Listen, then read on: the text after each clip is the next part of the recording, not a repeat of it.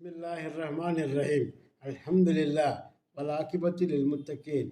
என் அன்புமிக்க அல்லாஹ்வின் நல்லடியார்களே, உங்கள் அனைவருக்கும் அல்லாஹ்வுடைய சாந்தியும் சமாதானம் உண்டாவதாக என்று கூறிக்கொண்டு, இன்று ஒரு பரக்கத்திற்காக ஒரு ஒரு அமலை எவ்வாறு செய்யலாம் என்று பார்ப்போம் இன்ஷா அல்லாஹ்.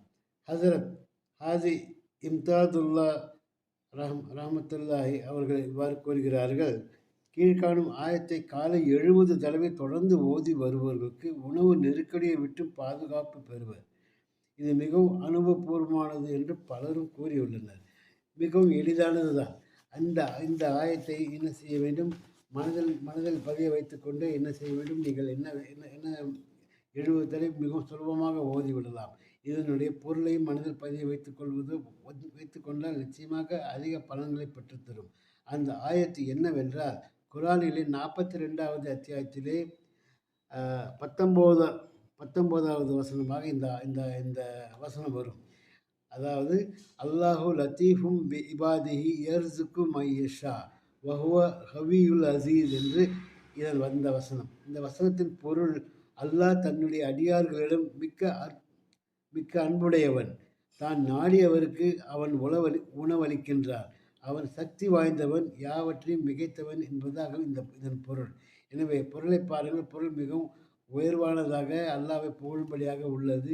எனவே இந்த வசனத்தை ஓதும்போது அல்லாஹ் தன் அடியாருக்கு அவருக்கு ரிஸ்கை வாரி வழங்குவான், பரக்கத்தையும் வாரி வழங்குவான் என்பது சிறிதும் என்ன சந்தேகமில்லை. மீண்டும் ஒருமுறை ஓதி காண்பிக்கின்றேன் இந்த வசனத்தை.